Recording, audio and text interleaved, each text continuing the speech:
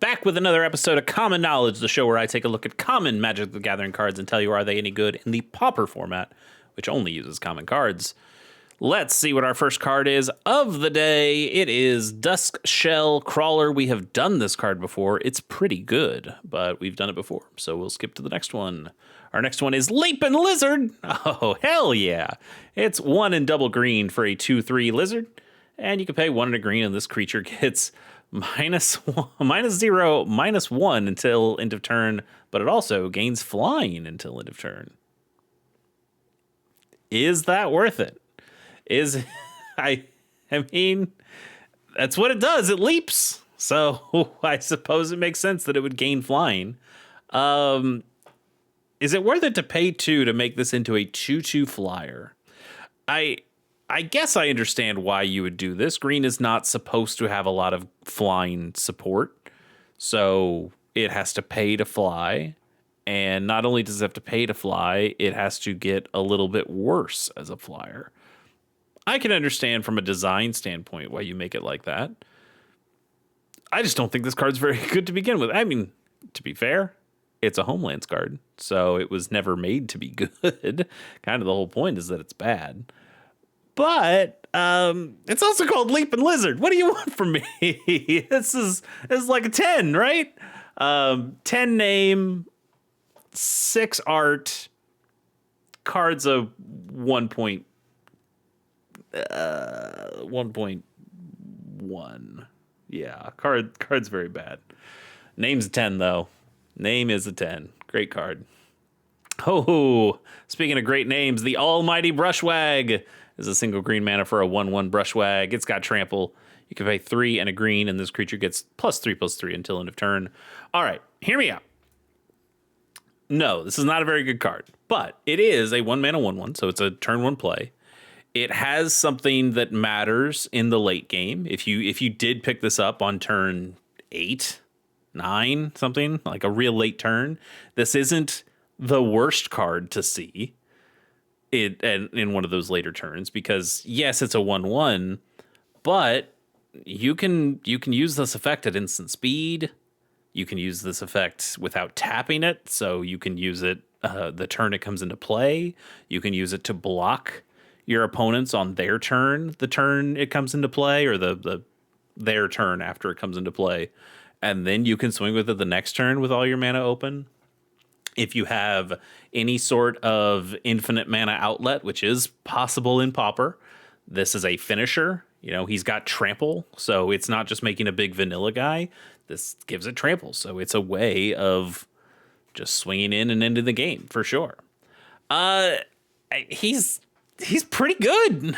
He's pretty good. Is he good enough to see Pauper play? Not really. You just have creatures that are probably naturally a little better than this. You have turn 1 plays that are naturally a little bit better than this, that give you a little bit more utility either way. But he's a card that's not really terrible at any point in the game. The worst times to pick up this card is to draw it on turn 2, or maybe even like turn 3 and 4. So he's really good on turn 1 because you just get a body on the board. And I think once you get to like turn 5 and on, you don't mind drawing this card. Now, I will say turns 2, 3, and 4, pretty darn important in the Pauper format, and honestly in most formats. But I don't know. I don't hate him. I really don't. I'm going to give him a halfway decent score. I'm going to give him a 3.6. That's a pretty decent score for most of the garbage that we see on this show. Yeah, not too bad. Broker's Veteran is 1 and a blue for a 2/1 human soldier. When this creature dies, you put a shield counter on target creature you control. If it would be dealt damage or destroyed, remove a shield counter from it instead. That's what a shield counter does. So, is this any good?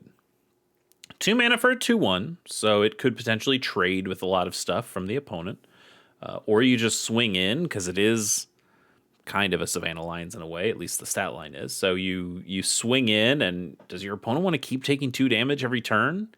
or do they block this guy and allow you to keep one of your own creatures safe? Shield counters are interesting. I like shield counters. They don't get around exile though. So if you are going to put a shield counter on something, it's kind of like giving it indestructible for a turn. Potentially not even a turn because your opponent can double spell. But as a way to protect a creature, shield counters aren't bad. And if you have proliferate, that's cool too, to proliferate shield counters. But really, like in blue especially, you just have cards that can do so much more. You can get so much more card advantage from your creatures that you play in blue, and you could just play spells that do more things than this. It's kind of neat, but mostly bad. So we'll give it a kind of neat but mostly bad score of a 2.5. That's actually not too bad of a score, considering. Skewer Slinger is 1 and a red for a 1/3 Dwarf Knight with Reach. Whenever this creature blocks or becomes blocked by a creature, this creature deals 1 damage to that creature. I think this is pretty good. I honestly do. This can stop a lot of fairies. 1/3 with Reach. This actually blocks a lot of stuff, and it deals the damage to it. So, and also if this thing swings in and somebody blocks it, so it's a little bit like flanking, or a little bit like Bushido, kind of. it's like half of both of those abilities, and that's kind of a cool combo. A 1/3 for 2 mana is not the worst stats. I don't know. I kind of dig this. You get it on the table early. It stops all sorts of little aggro things. If your opponent's playing fairies, they are just scared to death to swing in against this guy. It's not breaking the bank or anything. It's not doing huge things for your game plan. But it could be worse. And it's a knight. We've talked about Orzhov Knights before, and how Orzhov Knights is not quite a deck in Pauper, but maybe it'll eventually get there. I don't know, maybe you splash a little red, make it Mardu Knights. Put this in there. You can make an argument. I think without a little bit more, this doesn't really quite cut it for Pauper, but man, I think it's right there. Like, this could even be. This isn't even something you need to put in a sideboard, because I think it can just go in your main board and be a halfway decent creature to play in the early game. And then it's something that you could sideboard out if you aren't going up against players with, or aren't going up against decks with a lot of little creatures.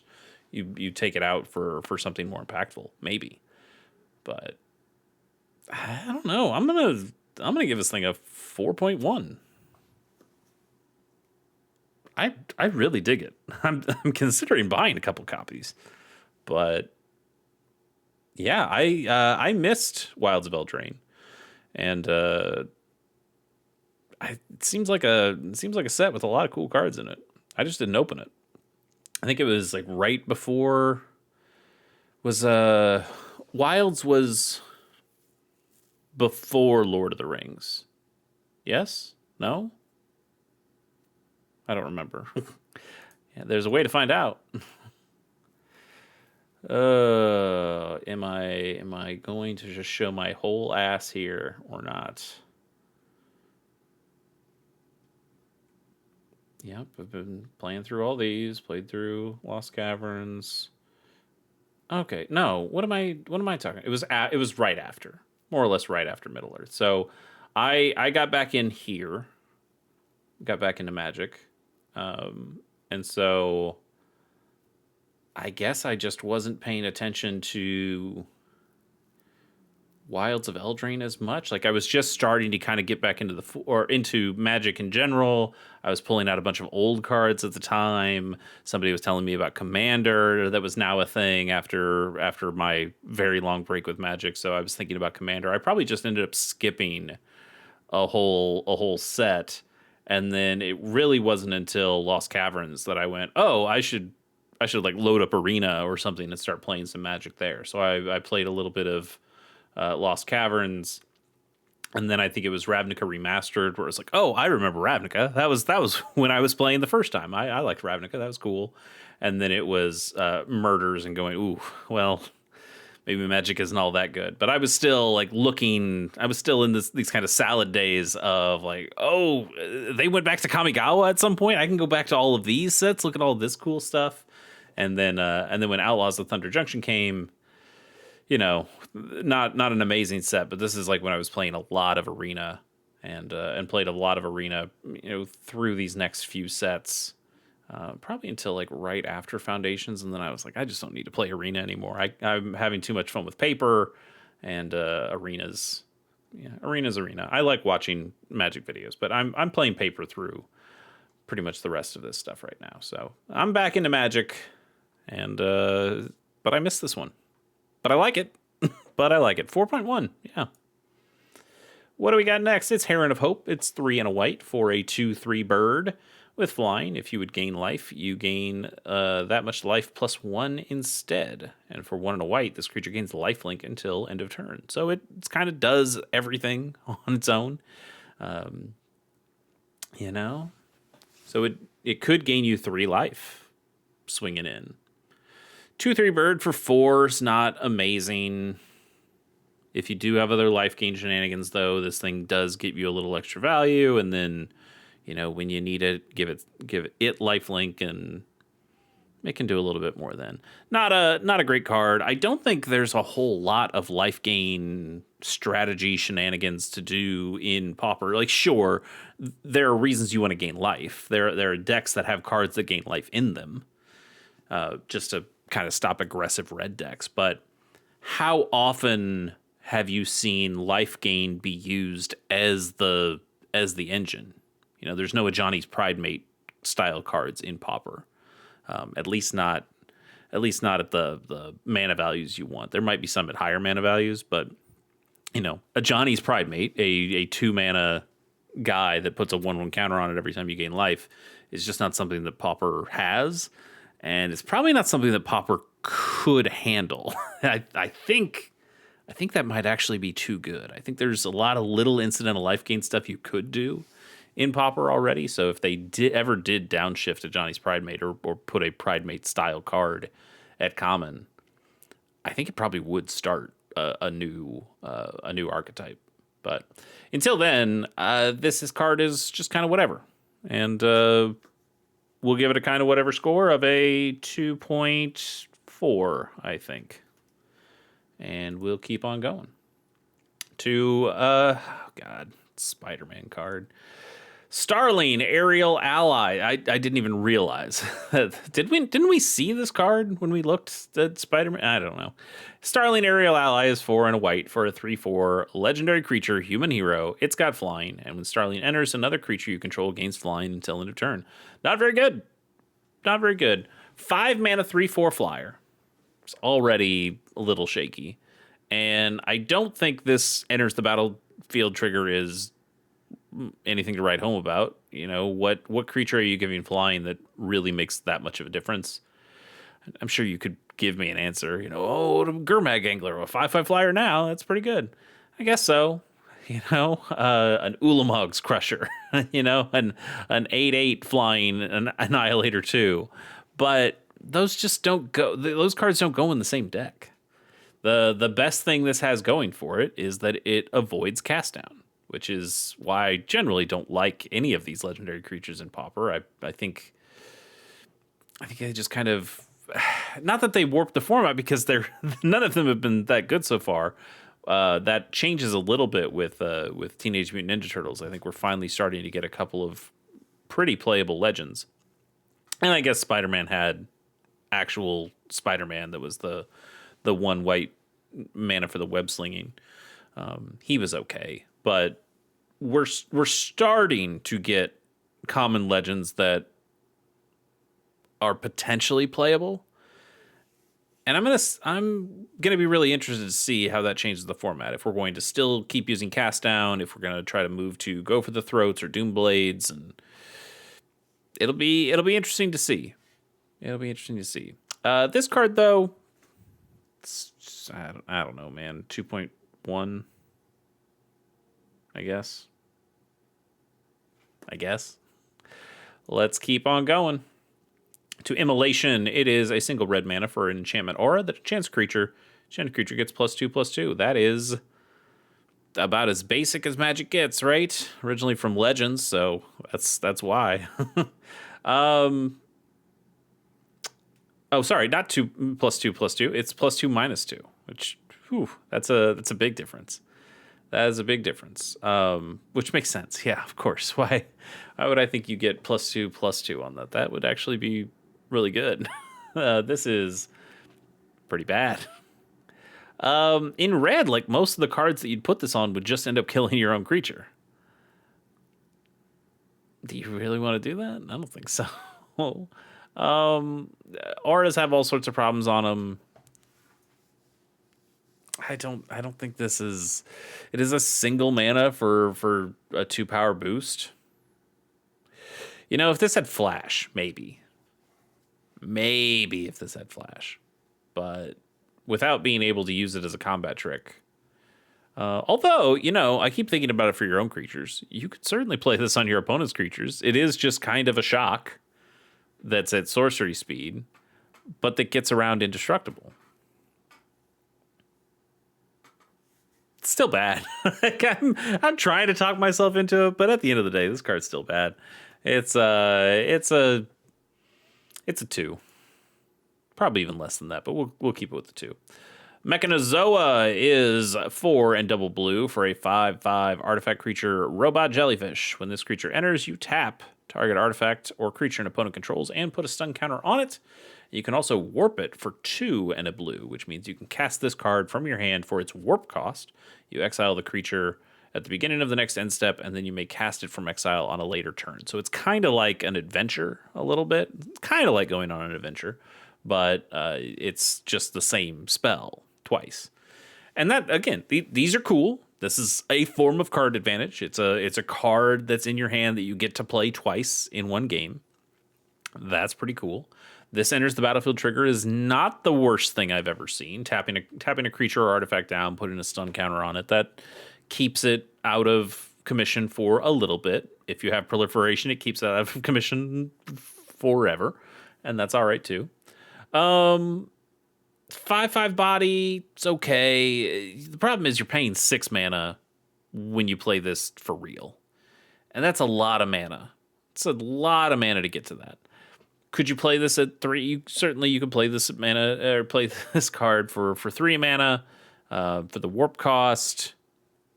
You know, you do that. Do you use the shenanigans of blinking it, and then it kind of in the similar way to evoke, like with a Mole Drifter, you get the ability twice, and it's a new instance of the creature, so the ability the warp trigger doesn't happen, or it happens, but it has no target at that point. You could do that. You have better cards to do it with, though, like the Mole Drifter, or plenty of other cards that I think probably do this a little bit better. It is a 5/5. That's not nothing. But I think you'd really have to be in a proliferation style deck that can take advantage of proliferating those stun counters to consider this. Other than that, you're just kind of getting a vanilla 5/5 that slows down a little tempo from your opponent. Again, that's not bad, but I think you just have cards that can do a little bit more than that, and you'd play those cards instead. So I'll still end up giving this thing a 3.4, and thank it for its service here. It's a serviceable card, but it's not probably good enough for the Pauper format itself. Rook Turret is a card I have in a commander deck, and I love it there, but I don't know if it's very good in Pauper either. It's 3 and a blue for a 3/3 artifact creature construct that flies, and whenever another artifact you control enters, you may draw a card. If you do, discard a card.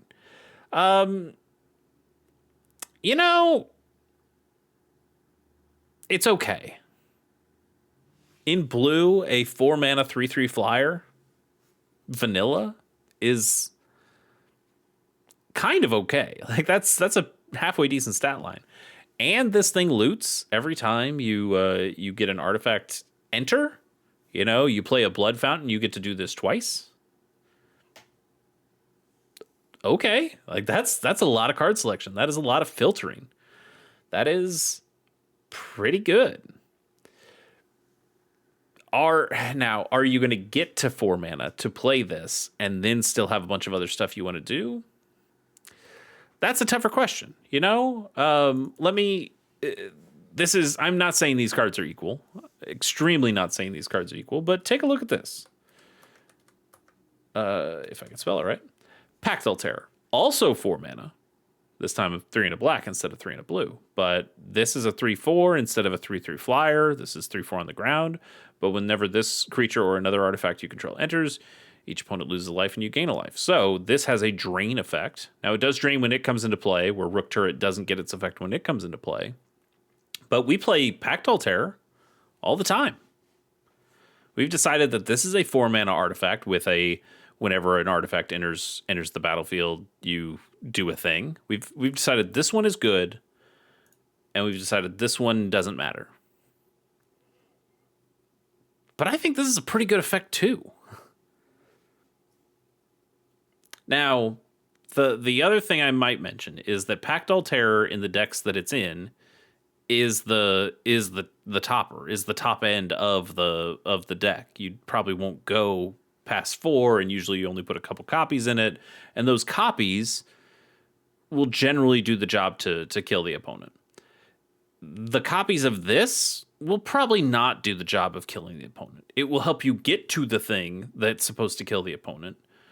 But if this is your top end, the top ends should usually be the things that's killing the opponent. And so what is this getting you to? That's a good question. Now, you could certainly make a deck that is able to put more mana on the table and put artifacts. You know, you could play the commander deck I have plays a bunch of mana rocks. And so the idea is you can play mana rock, you filter, you loot here, and then that mana rock can help you cast another mana rock, which filter again, and then you play another mana rock, and so you're able to chain rocks to put a bunch of cards into your graveyard and then do graveyard shenanigans after that. You could make that work in Pauper. I think it's just too slow to make it work. And then again, trying to figure out what the actual top end is that you play. I guess Mirror Enforcer, if you're playing so many artifacts that now you get a free 4/4. Maybe. So I'm gonna say, you know, don't completely sleep on Rook Turret. I think it has some value. The other problem that this runs into is that we have this card, Riddlesmith. Well, we don't have it in Pauper, I guess. This is all uncommon. But this guy does the same thing at a much cheaper mana cost. So you know what? Not having this at Pauper, not having that at Common, I mean, does make Rook Turret a little bit more interesting. And this thing is an artifact, so it counts towards the artifact count of something like Mirror Enforcer or Frogmite. I'd be interested to see. I'd be interested to see somebody try to put this into. Do you put this in Grixis Affinity? No, not really. But maybe you can find like some kind of archetype with blue artifacts or blue black artifacts and make something like that work. I don't know. I just don't think we should completely write it off. I'm going to end up giving it a 3.2. Yeah, I think a 3.2. And I think there's potential here. It's a little expensive. I think if it was a 3-mana 2/2 that did the same thing, maybe we'd think about it a little bit more. Next up is Rocks Maulers. I really love Rocks as the RHOX, the original Rocks card. So maybe I'll like this one too. Rocks Maulers is 4 and a green for a 4/4 Rhino Soldier with Trample and Renown 2. When this creature deals combat damage to a player, if it isn't renowned, put 2+1/+1 counters on it, and it becomes renowned. Okay, so a 5-mana 4/4 with trample. Not the best of stats, not the best of a rate that you can get, especially not in green. But if and when this thing does touch the opponent, now it becomes a 6/6 with trample that you paid 5 mana for. Yeah, I can see it. It's still a little too normal. Like I think even a 5-mana 6/6 trample, just don't worry about the renown. Just if it starts out as a 6/6, I still think you probably don't even play it in Pauper. You know, it would have to be colorless for the Tron decks to go, oh, well, maybe this is just a big body I can play. And, the Tron decks already have a lot of big bodies they play anyway. You might not even get that to work. It's fine. It's a fine card. It's okay. But this will give me an excuse just to make you look at rocks. Not this one. Not the 10th edition one. 10th edition's fine, but we're looking for the Nemesis, baby. That's my boy. Look at my boy right here. Oh, I love that card. I love it so much. Probably not a great card, but I do love it. What did we give this thing? We haven't given it a score, have we? I'll give it a... I think I'll give it a 2.6, and we'll do a bonus card, and then we'll get out of here. Cephalid Scout, 1 and a blue for a 1/1 Octopus Wizard Scout. No longer a Cephalid. Very sad. It flies. You can pay 2 and a blue, sacrifice a land, and draw a card. It's not amazing. I love the art, but the card itself, not all that great. 2-mana 1/1 flyer that has a very steep cost of drawing you a card. 3 mana, and then you have to sacrifice a land. Even if you sacrifice one of the lands that you tap to pay for it, that's still a pretty costly exchange right there, just for a single card. I think we draw cards in blue, especially. We draw cards so much more efficiently and without the drawbacks that you will never play this card. But I think about the art sometimes. It's these Odyssey Cephalids. They've got some rad art, some really rad art. That was our bonus card. That's right. We got to give it a score. Let's give it a 2.2. I think. You know what? I want one more bonus card. What do we got? Don't make a sound. It's 1 and a blue for an instant. Counter target spell unless its controller pays 2. If they do, you surveil 2. I do like these counter spells that we've been getting lately, for the limited environment at least. But I like these counter spells that go, hey, we're trying to counter at this thing. This is a worse mana leak, but you either counter the spell, which is good. You wanted the spell to be countered if you played a counter spell, or you at least get something if they are able to pay it. So you can try. Like, this card is not completely dead in like the late game. Imagine when you have a mana leak in your hand, but they've got all the mana in the world, and so you try to mana leak something to go, sure, I'll just pay for it. It's not a big deal. That's kind of just a dead card in your hand. I guess you make them pay more mana, so maybe they don't get to double spell that turn, but it kind of just feels dead in your hand, or you're waiting for them to tap out just the right way so where you can use that card again. But if they're playing the cards correctly, they know how to play around that. It kind of sucks.